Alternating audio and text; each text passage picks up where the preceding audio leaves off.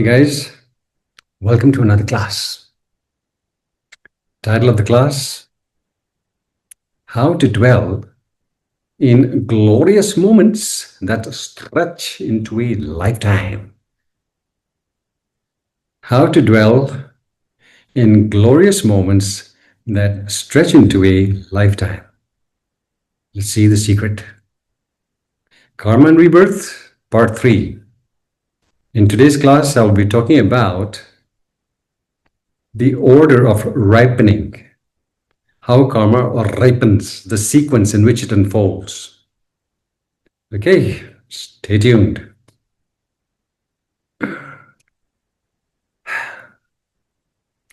Brother Smith, a meditator, long-term meditator.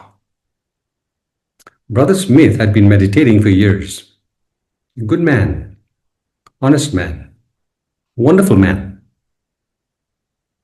He was eager to build his retirement home. And he heard about Brother John being the ideal person to build it for him. Because John also was a good man. And he also was into quality work. So he contracted John to build his home, his nest for him. And he was happy to see, as the work progressed, he was happy to see his nest unfolding in a beautiful form. But then, when the work was half finished, John approached Smith and asked for an advance payment of the rest of the money he owed him, saying that he had a financial debt to pay off and he needed the money. So please, could Smith give him the money, full payment, for the work that was yet to be completed. And Smith, being an honest, trusting human being, he had the money in the bank, so he wrote him a check and gave it to him. Full payment. John continued to work and was doing a fantastic job. But then, just when the work was about to be completed, not yet completed, about to be completed, John took up some other job. He took up work elsewhere. All of a sudden, it didn't appear. The next day he was not there. Following day he was not there. Smith waited patiently. 2 weeks passed. There was no sign of Brother John coming back to finish what he had started. So Smith called him up and said, "Hey, brother, what's up? There's still work pending. I've paid you the full amount. Don't you think you should be finishing the job?" "No, I've done all I can. I'm not doing any more. I'm busy and I don't have time to talk right now. I'll call you later." Put the phone down. Brother Smith was a little bit upset, of course. Called him back. And John and him had an argument. Anger, resentment, a rising blood pressure shooting through the crown chakra. And then again, the phone call ended. Then, after the phone call ended, Smith, a long-term meditator, realized that his approach was faulty. His approach had been faulty when he allowed his anger to rule the roost. So he took some time off to cool down.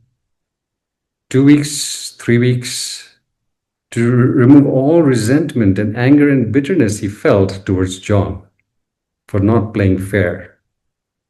He removed all that and he connected with John on a wholesome frequency.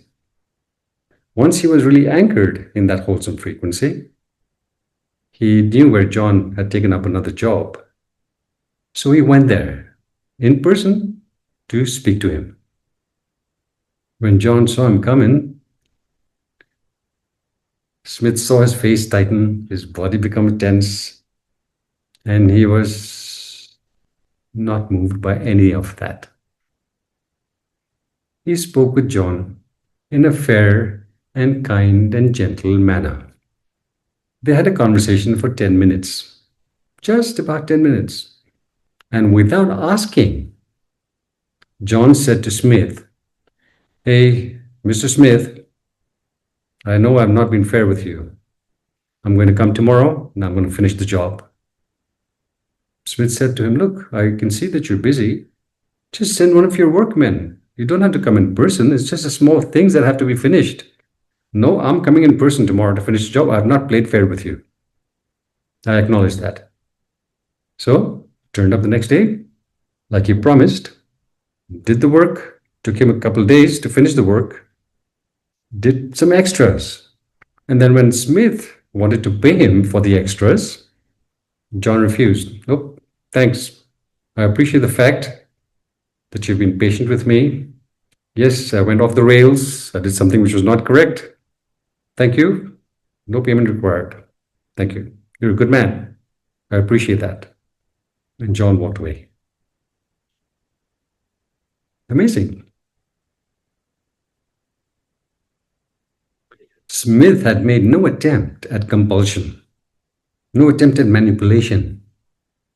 And yet, his fair exchange with John, kind, loving exchange with John, is what did the trick.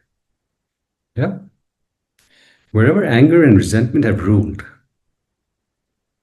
lawsuits have been engaged in, yeah, for even smaller things. No want. We have to root ourselves in the right principles that lead to outstanding outcomes. If we don't root ourselves in the right principles, we can struggle all we want and we only make matters worse for ourselves. Yeah, that's the moral of the story. And there's something more. These unwholesome imprints from the past, which tell us that if things don't go our way, we must get angry and we must criticize and complain and judge and resent. Unwholesome imprints from the past. We have to learn to check ourselves because they are not serving us. So just as Brother Smith did get angry, yes, old imprints are really powerful. He was upset, he was resentful. Then he checked himself, and for the next couple of weeks, he purged himself of those nasty frequencies, and only then was he able to achieve the outcome he desired. Yeah? John came to do the work unbidden. Smith just went to talk to him, telling him, "Look, the work is not done, buddy. What's up?" And John volunteered to complete it. Brilliant stuff. So, our task as Dharma students is to be vigilant in relation to these unwholesome residual karmic waves which keep polluting our consciousness and our actions. To recognize these frequencies, not to judge them, just to recognize them and to not pay any attention to them. Because the greater the attention we pay to these unwholesome frequencies, the more powerful they become. No attention. Take away the fuel. The fuel is attention. Remove the fuel, no can do anything. Okay, so how exactly do we do this? Well, we need to make a habit of rearranging not the externals, but the internals. Not the world out there, but the world in here. Yeah? The way we perceive, approach, and respond to reality. That's where the power is. Because when our perceptions, approach, and responses are skillful, reality bends in our favor. When our approach, perceptions, and responses are a little bit wonky, reality turns into a little monster and gobbles us up. Yeah? We need to learn, we need to make a habit of rearranging not the externals, but the internals, the way we perceive things, not the world out there, That's not the problem. The world out there is a reflection of what's in here. So we don't want to work out there. We need to work in here. Yeah. Not the world, but the way in which we perceive it, approach it, and respond to it. When we respond to it correctly, when we perceive it correctly, we are able to discern what is within our influence to change for the better and what is not. And when we can really discern what is within our influence to change for the better, then we go ahead and change it. But what is not within our influence to change for the better, we have to accept it, adapt to it, not criticize, not complain, and not resent it. Adapt to it, accept it. This is life. Yep. Okay. How to dwell in glorious moments that stretch into a lifetime. This is one little key, very important key, to rearrange not the externals, but the internals, not the world, but the way in which we perceive, approach, and respond to it. That's where the power is. Yep. Okay. Today, we will be talking about, I'll be talking about very basic, very simple to understand, very basic ways in which karma unfolds. Yeah, its order of ripening. I will be talking about 4 types of karma. Weighty karma, heavy duty. Death proximate karma, habitual karma, and random karma. Stay tuned. So let us look at weighty karma, really powerful karma. Yeah, this karma has the force of a tsunami, hurricane. It's titanic, gigantic in its makeup. Yeah, it precedes every other karmic wave, death proximate, habitual, or random. Yeah. When we engage in this weighty karma, at the time of death, last breath leaves the body, poof, we are catapulted in either a beautiful zone or a not very beautiful zone. Yeah? Straight. No delays. Yeah? No delays in the space shuttle that's taken us there. So what constitutes weighty karma of the negative kind? The one which leads to the lower worlds, suffering massive amounts. What constitutes that?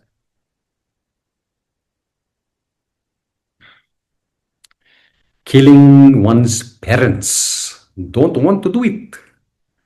Mom and dad, even though they might be a little weird, we don't want to kill them. The weighty karma. Killing or harming a saint. Not a good idea. It's very difficult to know who's a saint and who's not, because saints are not going around wearing a little sign that they're hot stuff.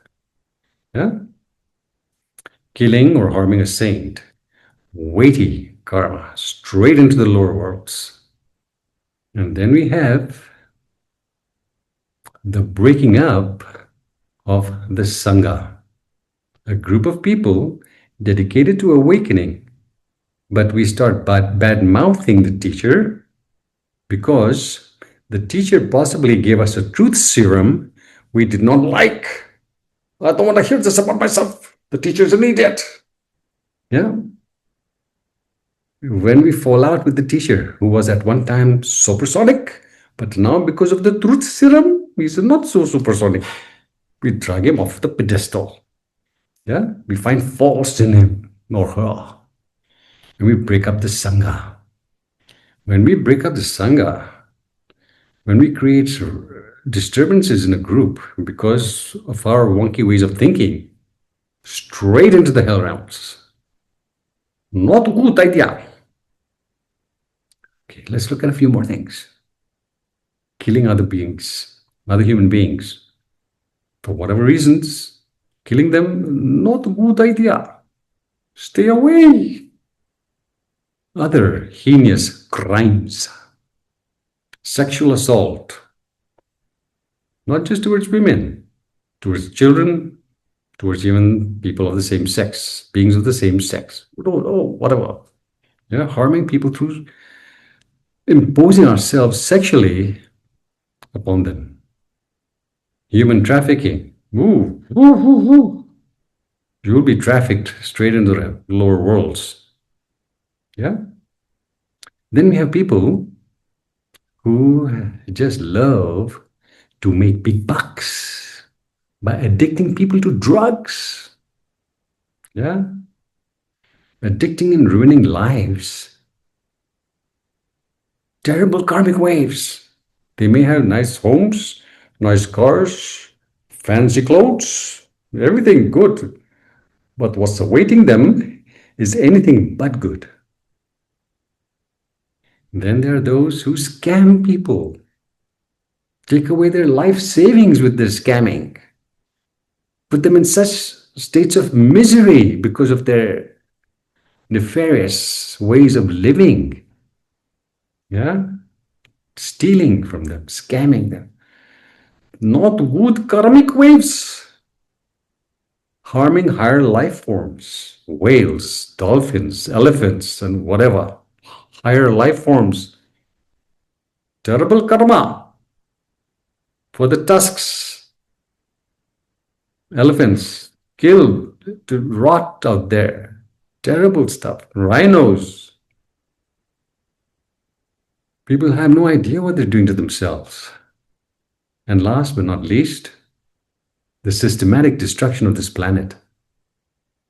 We have polluted the land, we've polluted the oceans, we've polluted the rivers, the lakes, water supplies, air is polluted, and now we're so intelligent that we can actually throw the garbage into space. Isn't that fantastic?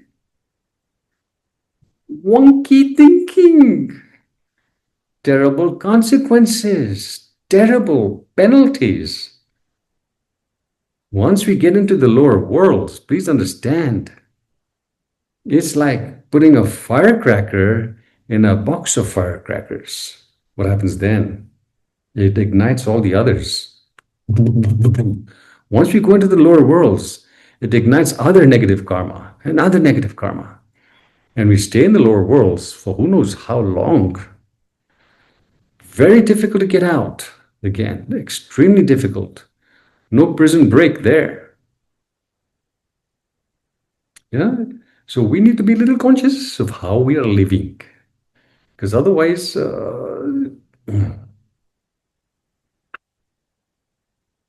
now, Vedic karma of the negative type, obviously, in most cases, is not concerning you. Hopefully not. Yeah. But there are many whom it does concern. They're doing crazy things on the planet, and they have no idea what they're unleashing upon themselves. The hounds of hell, the dragons of hell. Okay, that's Vedic karma. No other karma can block it. None. No good karma can pretty much block it unless it's really supersonic. Even then. Now, let us look at Vedic karma of the wholesome variety. Vedic karma of the wholesome variety consists of a few less things in that one. First of all, the consolidating of an exemplary character. Yeah? Personal qualities are shining, noble, beautiful. Vedic karma. Because our character is sound, supersonic, we have the foundation on which to accomplish deep meditative states from which deep insights are experienced by us. We see life from these other dimensions, yeah, which most people can't see, don't even know it exists. Yeah, deep accomplishments in our meditation arises only when our character is sound, not wonky. Yeah, we have to have quite a number of insights to qualify for weighty karma of the wholesome variety. Another one,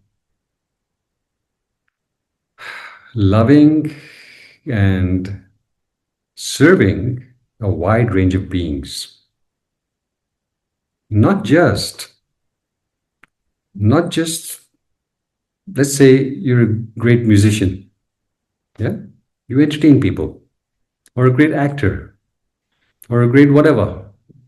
But you're only serving people on a superficial level. Nice music, oh, how nice I feel. Nice movie, oh, beautiful. Nice technological breakthroughs, supersonic, yeah? Medical breakthroughs, whatever. They're good, but it does not constitute weighty karma. Weighty karma, especially in this context, implies serving people towards waking up. Yeah? The greater the number of beings we love and we serve, and we point in the direction of clarity, of making better choices, that's weighty karma. Yeah? When it pertains to people changing their viewpoints, changing their character basically towards doing things the right way, mattering in the right way. Yeah? Not just serving their physical reality. That's good, but it does not constitute weighty karma. Weighty karma is when people's consciousness has been elevated to higher forms of thinking and behavior. Right? Okay. When we qualify in these ways, then at the time of death, it's catapulted straight either into the heaven realms, God realms, or we come back in human form in an extremely enriching context. Beautiful parents, beautiful environment, beautiful teachers, beautiful friends, everything works to fast track our practice towards awakening. Yeah, that's weighty karma of the supersonic type. Fast tracks our practice towards awakening. Yeah. And while we engaged in such weighty karma, in this particular birth, our life already starts to shine. Next rebirth also is going to shine. But here and now, we experience the fruits of right practice. Good health, great relationships, financial stability, everything works in our favor. Yeah, in this life. It becomes enchanting. This life and those to come.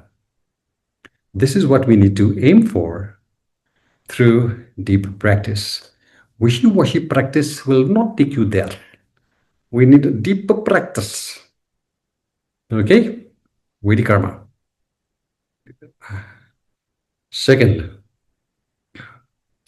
death proximate karma. Death proximate karma is when we have a particular powerful thought, feelings, yeah, at the time of death, just before the last breath leaves the body, and we've gone. Pop, yeah, death proximate, close to death. Now, in relation to this karmic wave, there are a few important points we need to be clear about. It is absolutely essential for us to make sure that we are not living in regret and remorse and guilt and shame or any negative states closer to the time of death. We need to resolve all these realities way before we reach old age and ready to pop. Yeah, we need to resolve all these realities. In some traditions, a priest comes, sits by our side, and tells us, hey, my friend, think of all the things you did which you shouldn't have done, and all the things you didn't do which you should have done. Regret that, feel that, ask God for forgiveness. That's not the time to ask for forgiveness. That is not the time to think of any negative states. All the things you should have done but you didn't do, all the things you did do but which you shouldn't have done. That is not the time to think about such realities. Yeah? Our last thought moment has to be positive. The good we have done. Very, very important, because death proximate karma has a powerful force in placing us in just the right context if our thinking was sound, and a terrible context if our thinking was unsound. Yeah? Very important. Let me give you an example. There was this bandit in the time of the Buddha. There was this bandit who had killed a couple of people and robbed them of their goods. Yeah? He had made a habit of being a little weird.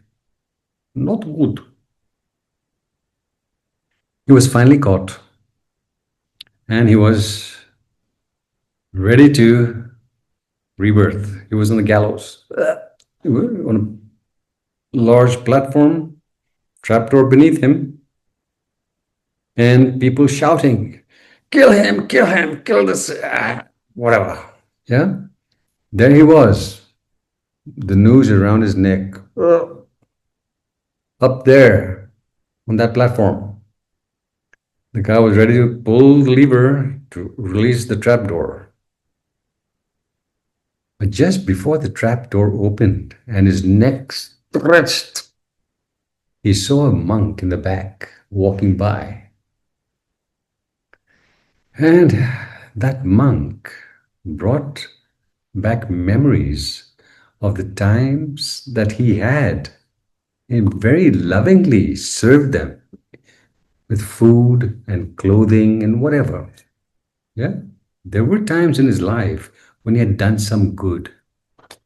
And he was filled with ecstasy at the fact that, yes, he had lived like a not skillful way, but at least he had done some good. He was so happy that he had done some good. And next stretch, pop. Yeah, that was his last thought moment, that he had served the monks, done some good in his life that really mattered. And when he popped, his consciousness was catapulted straight into a beautiful context.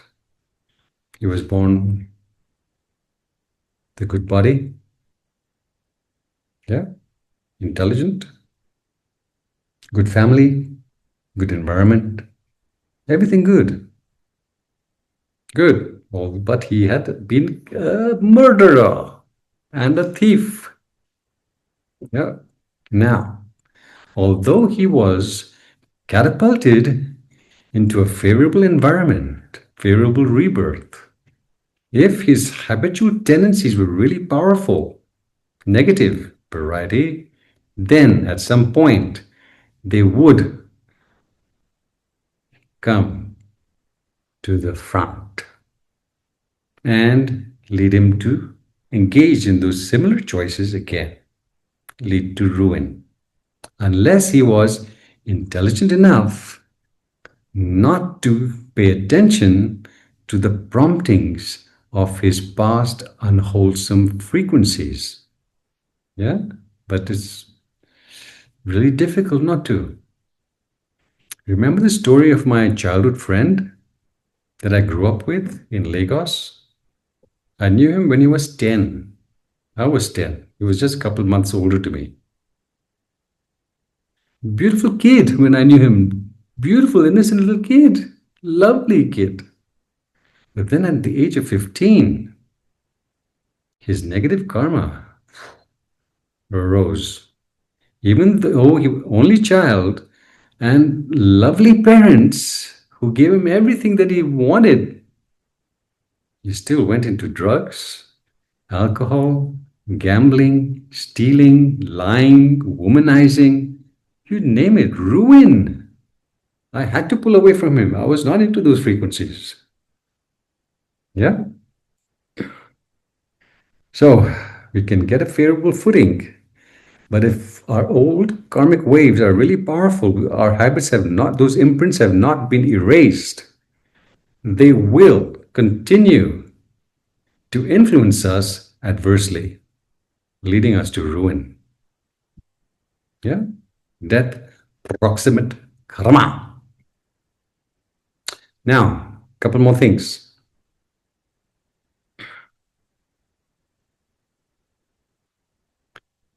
Long before we enter our 60s and 70s, 50s even, as early as possible, we need to purify our consciousness, purge it of all the regret, all the remorse, all the resentment, all the negative frequencies that are still percolating within us. We have to purify our consciousness long before the time of death, especially old age. Once old age sets in, mind is pretty much fixated on certain frequencies. You don't want to get into that scenario. We have to purge all negative frequencies from consciousness before time of death. Because if those frequencies are still present, they will influence us to be reborn into unfavorable situations, and suffering will be our constant companion. Unless, of course, our habitual karma is pretty strong of the positive variety. Yeah, it'll pull us out.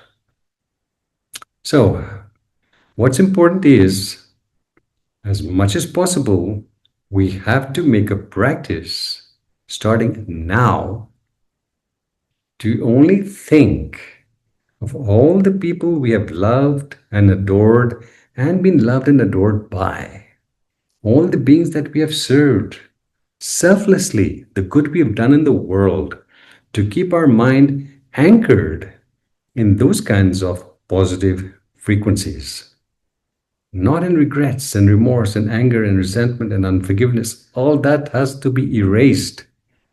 Otherwise, it will follow us into the next life, and we'll have a repetition of the same suffering in the next rebirth.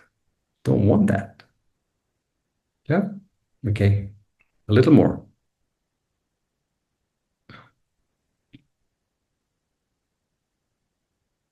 At times, when we get older, we acquire some kinds of illnesses that are rather painful. Yeah? Cancer, for instance. Now, a lot of people take morphine or other pain minimizing drugs. But these pain minimizing drugs also minimize our thinking patterns. We don't think straight, fogs up the mind. Yeah? So we don't want to numb our consciousness before we board the space shuttle. The consciousness has to be sharp. So we must do our best to keep our mind riveted on all the good we have done in this world, how well we have lived in this world. Yeah?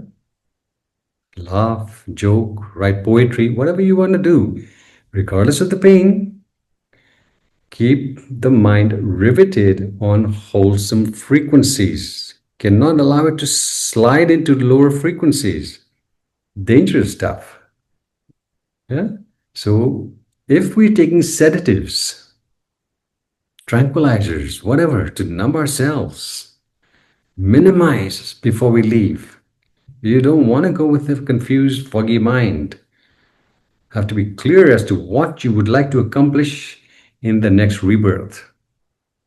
Be like a movie producer, director, writer, and write for yourself the kind of person you would like to be, the environment you would like to be reborn in. Play that video in your mind again and again and again till it becomes a self-fulfilling prophecy. Yeah, death proximate karma. Keep your mind riveted on all the things which you didn't do in this life, but which you would like to accomplish in the next one. Wholesome states. Yeah, living a life of depth and meaning. My dad, lovely fellow, spiritually inclined, before I was born even. I've talked about him in some classes. He had prostate cancer. Painful, painful reality. He had to take medications to numb the pain. But then, when he realized that it was now time to board the space shuttle, a few days before he popped, he asked the doctors to stop all medications. He was willing to bear the pain. But more important, to keep his mind clear as to where he was heading in the next rebirth. He didn't want to go with a foggy mind. So regardless of the pain, he kept his mind, because of deep practice for who knows, decades, he went with a sharp and clear mind. So proud of him. I'm so proud of him. Yeah? That's that proximate karma. Now we have habitual karma. Habitual karma arises when there is no weighty karma or death proximate karma to prevent its arising. Yeah, it comes in third place.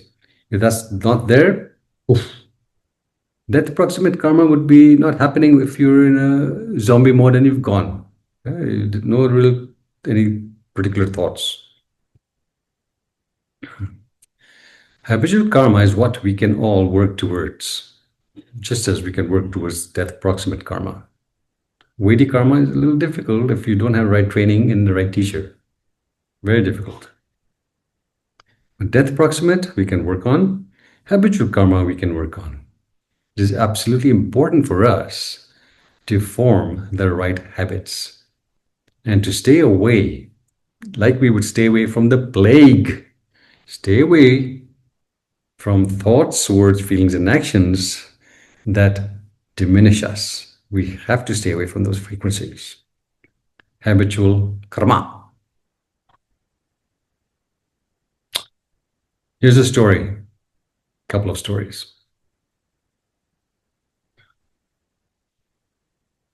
When a steel company, making steel, factory company, started closing down its doors in the 80s, it set up a program for its workers to find alternate jobs, to support them. It was willing to pay for their training so that they could find better work elsewhere. But that intention never took off the ground because the workers never entered that program to relearn new skills.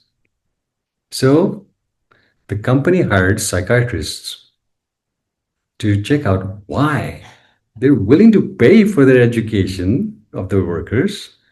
They're happy that these people had served them for so many years, willing to pay for their re-education.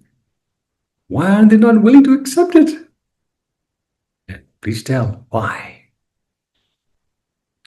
The psychiatrist approached each and every one of those fellows, and they were flabbergasted at what they heard. Flabbergasted. Basically, these steel workers were suffering from an acute identity crisis. Acute. So when asked by the psychiatrist, why don't you want to relearn something, buddy? Yeah, make a better life for yourself instead of taking up menial jobs, drifting into depression, some even suicide. Yeah, why? Why are you willing to take all these menial jobs when you could re-educate yourself? And this guy said, "Oh, what can I do? I was trained to work only in this field. I can't at this age learn anything different. I'm trained to be this. I'm trained to be that. I can't do anything else. Now it's too late."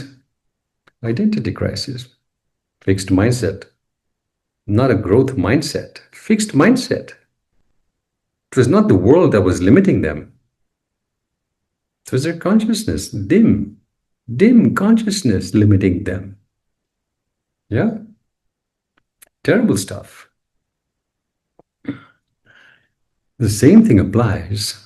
The same acute identity crisis can be seen worldwide in those who remain in failed marriages for their entire life.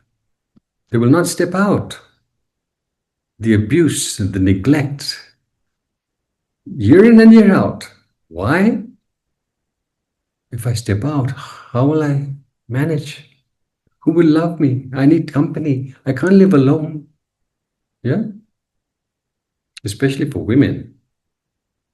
They are financially dependent on their husbands for their worldly survival. But it doesn't have to be. There are a lot of women who have stepped out and who have made it. And yet, countless people live in that same toxic scenario with their partners abusing. And I know several couples, every day they're abusing each other. They hate it, well, despise each other's company, and yet they choose to remain in that relationship. Isn't that absurd? Another area is the workplace. Think of the countless beings who are in a job situation they detest. But why do they stay in it and ruin their health and their relationship because resentment? What else can they do? Fixed mindset. We need a growth mindset. Yeah, not skillful. That's habitual karma of the negative variety. It creates massive amounts of suffering. So, we need to understand the fact that living in such victim consciousness is not the way to go, because the quality of our life and the quality of our next rebirth bends in the direction of our imprints or habits. Yeah?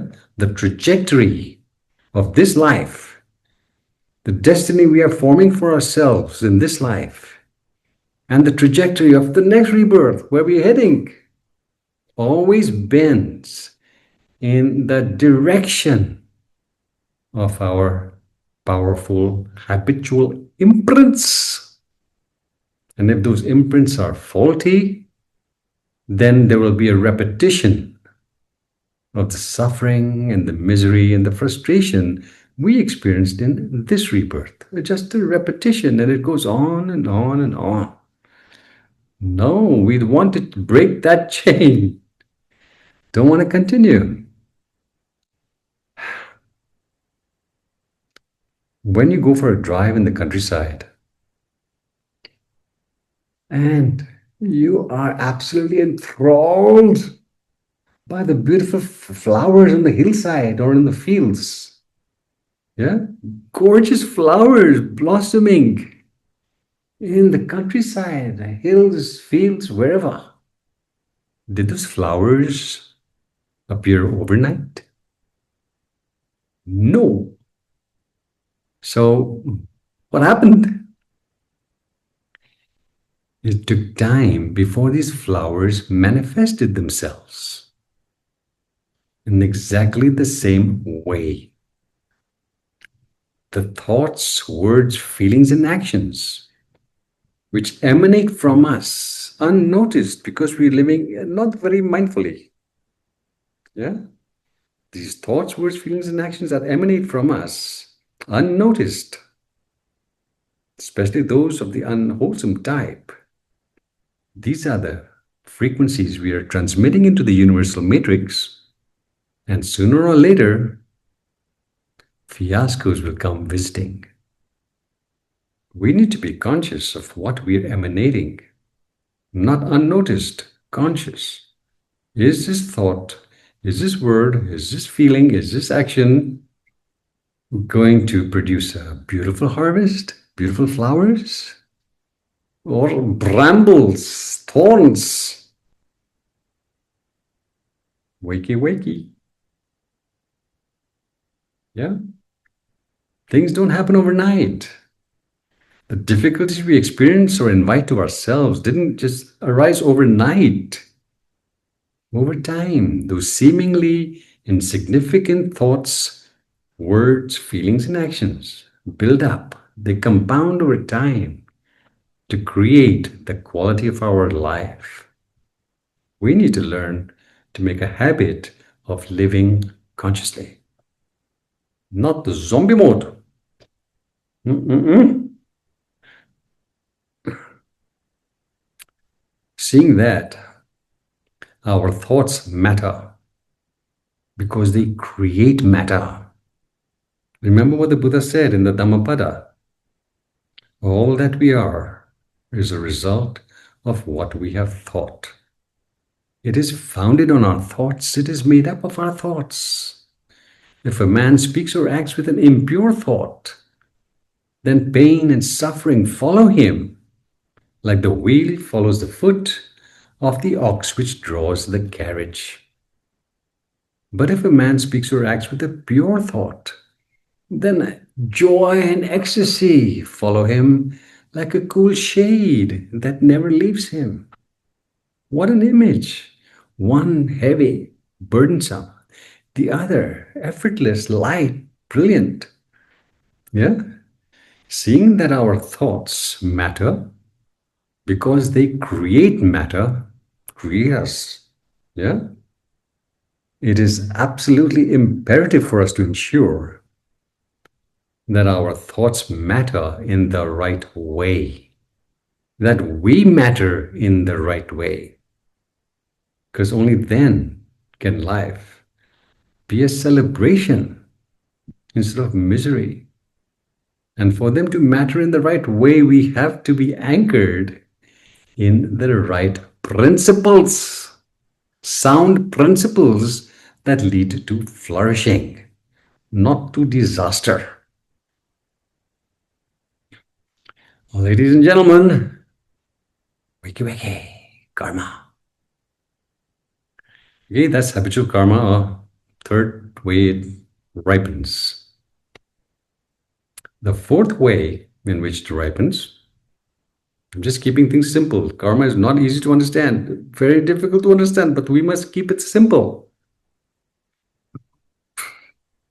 Random karma. And what is random karma? It arises from a life that was wishy-washy, basically. No powerful negative habits, no powerful positive habits, just existing. Yeah? Wishy-washy rebirth, wishy-washy life. So here, in this wishy-washy life, it relates to any powerful action that we performed randomly at one point in our life, either positive or negative. Yeah? Maybe after an argument with our spouse and a slosh or two to numb it, we went for a drive. And because we were not exactly Sharp, mind clouded with anger and resentment, body a little bit intoxicated, driving a little recklessly, and we run over somebody crossing the road in zombie mode. Yeah, you have a green light. It's your shot to go through. They're on a red light, no crossing, but they're not looking. They're just crossing, and you run over them and you help them rebirth. The court acquits you. You were not really intoxicated. It was your right of way. This person jumped in front of your car. Yeah. But if you had been driving a little slow, a little conscious, you could have averted the disaster. Yeah. That's a powerful karma. You chose to be intoxicated in a sense. It has repercussions. Or maybe your ailing neighbor. Yeah. The guy is not really happy. He's ailing. He's going pop. And you put him on a date site. Yeah. Enlist him on a dating site. And he finds the love of his life before he pops.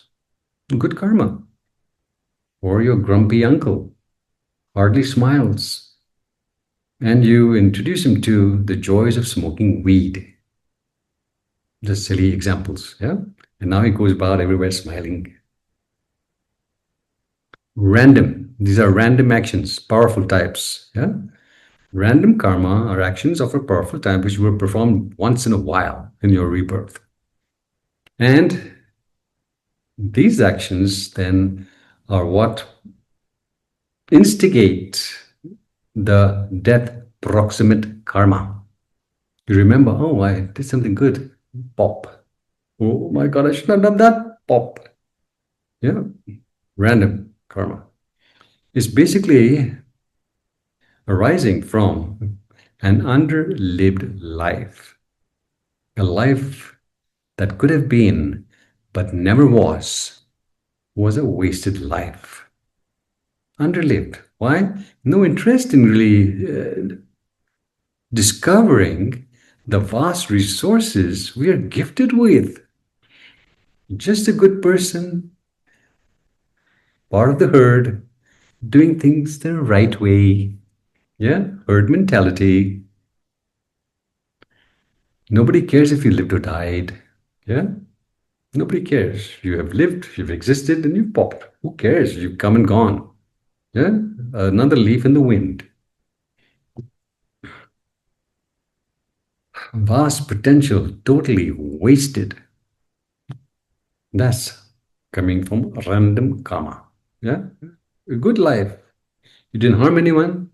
You didn't really inspire anyone. You just existed. As wise people tell us, if the doors of perception were cleansed, yeah, if the doors of perception were cleansed, we would see life in its immaculate splendor. Immaculate splendor. But the doors of perception for most beings are not cleansed. Muddied, shallow thinking, shallow behavior. That's how most people live. Selfish, shallow behavior, locust mode. Taking from the world, but seeing no interest, having no interest in contributing value to the world for the blessings we enjoy. What a wasted life. Yeah, the doors of perception were cleansed. We would see reality in its immaculate splendor.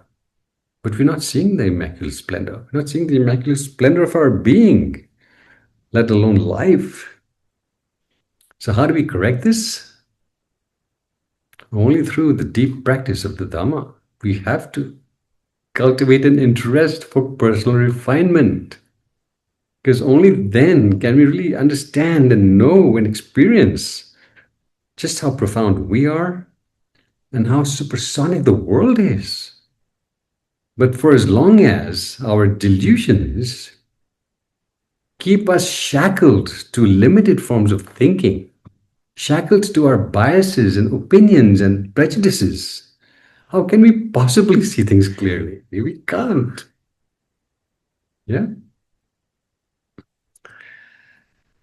Random karma. Okay, just a little more and then we'll end.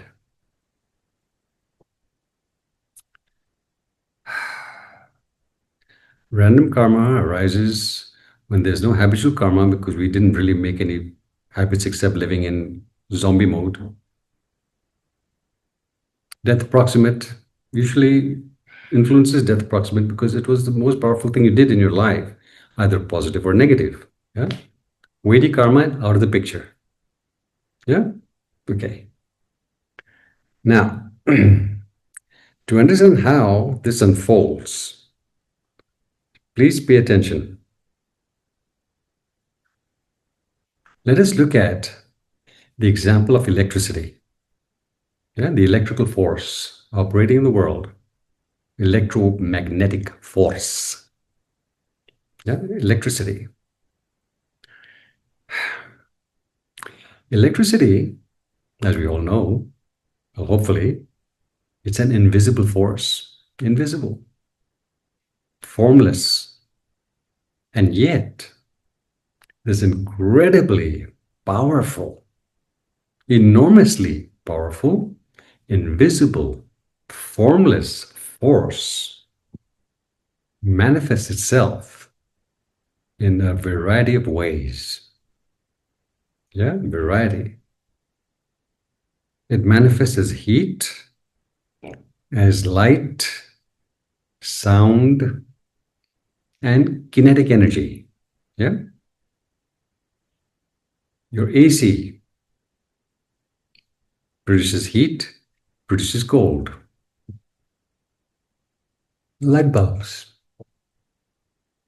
give you light in the home and elsewhere. Yeah. Music player, TV, sound, and visuals. Kinetic energy, power tools. Your car is working on electricity, battery. No battery, no working. Yeah. Kinetic energy, energy, movement. Now, each of these different realities is composed of different components. Yeah. Your AC is very different from a light bulb and your TV set and your mixie in the house making your smoothies. All have different components. Yeah. But the force behind all these realities is invisible and formless. But it manifests itself in these various forms. Clear? Okay. Similarly, our consciousness, yeah, it is invisible and formless. And yet, this consciousness has the power to manifest itself in a variety of forms, in a variety of realms. God realms, demon worlds, human worlds, animals. It manifests. These are the different components. Yeah. And these components that make a human being different from that which make your doggy or the cockroach or the beings in the hells. Different components. Yeah. These components are crafted by our character and the actions that flow from this character. These are the components that makes us a human being. Maybe tall, short, dark, light, intelligent, not intelligent, interested in Dhamma, not interested in Dhamma. Your character and actions. Born in a happy family or in a dysfunctional one. In a beautiful environment or a painful one. All these realities have been chosen by the way we have chosen to live, either wisely or unwisely. These are the components that create all these creatures, all these forms, all these realms. Yeah? Invisible force manifests in a variety of ways in a variety of realms or dimensions. But Master B, how can I possibly be reborn as a lizard? How would you answer that question? Well, my darling, have you understood a little bit of the teachings? Because if you have, you will know that you're not even a human being. Forget lizard. You are pure spirit. This, this form is a temporary form that the invisible force has crystallized itself into. You're not human. You're not a god. You're not a lizard. You're not a hell being. You're not a demon. These are different realities that were formed in relation to the way you chose to live. Yeah? So, what does that mean?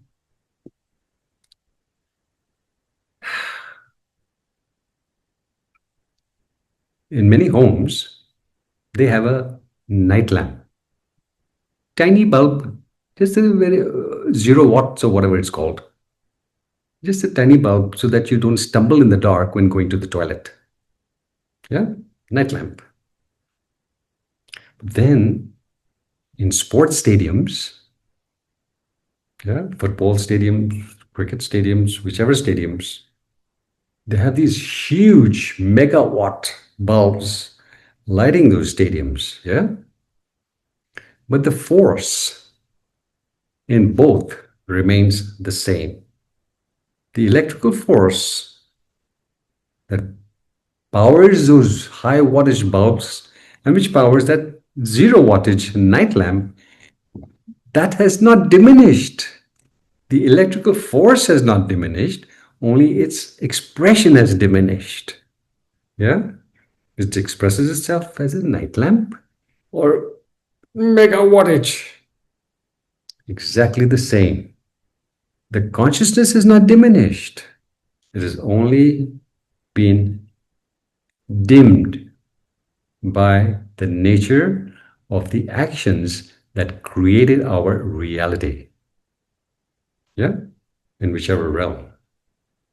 That's how rebirth works. Understand that you are not a human being. You are pure spirit. And your spirit has no form. It's invisible. And it can take on any form, anywhere, in any dimension. So to ensure that we are reborn again and again in the human world, to progress towards awakening, we have to ensure the right actions. Without that, we are sanka. Because once we go into the lower worlds, I cannot even describe to you. Read the texts. Read the texts. The misery of the lower worlds and the difficulty of getting out of them. Oh, tremendous difficulty. You have to ensure that you stay in the human realm. You're not human, but it is from this particular structure of your consciousness that awakening can be attained or experienced. There's nothing to attain because you're already awakened. Yeah? But you don't see it. You don't understand it. Are you clear? Okay. So,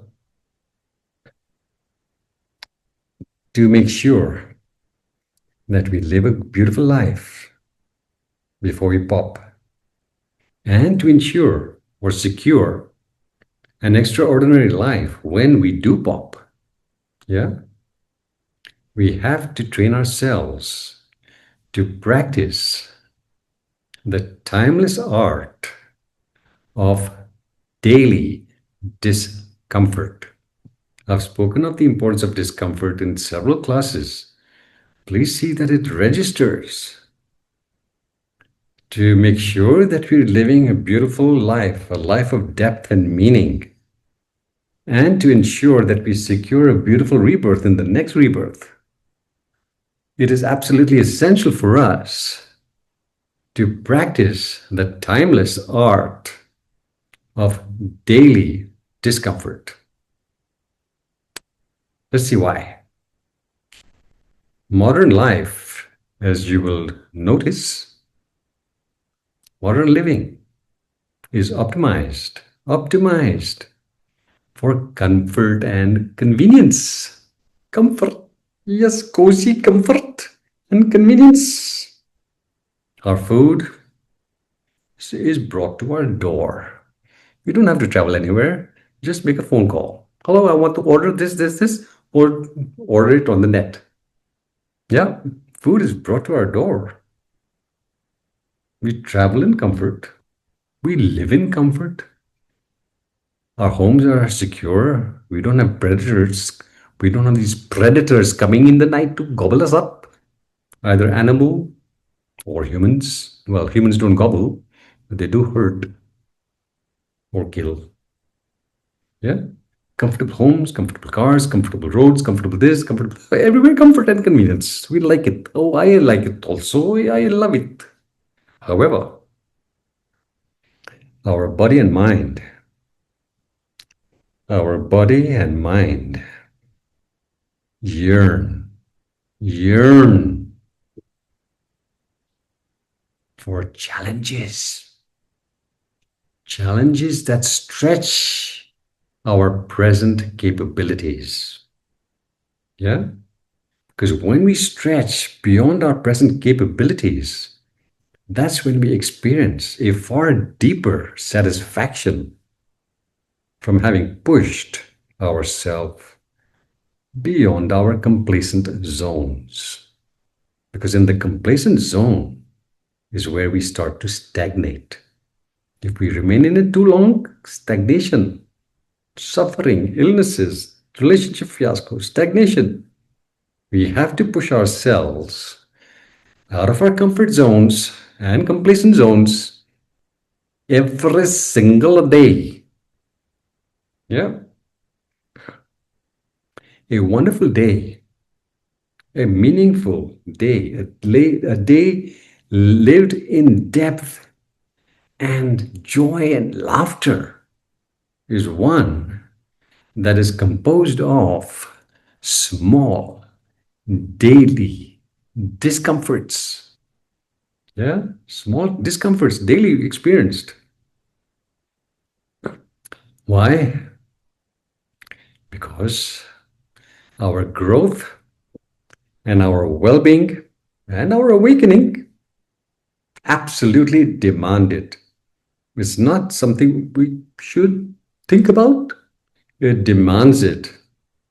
Yeah, because only then, when we're pushing ourselves beyond our present capabilities daily, that's when we get to know just how profound, just how absolutely spectacular we really are. Not when we're living in shallow thinking and a comfortable life, coffee table practice. No, that's not practice. So we have to build the habit of daily discomforts that stretch us beyond our present capabilities to achieve miracles in our lives. Yeah? What am I talking about?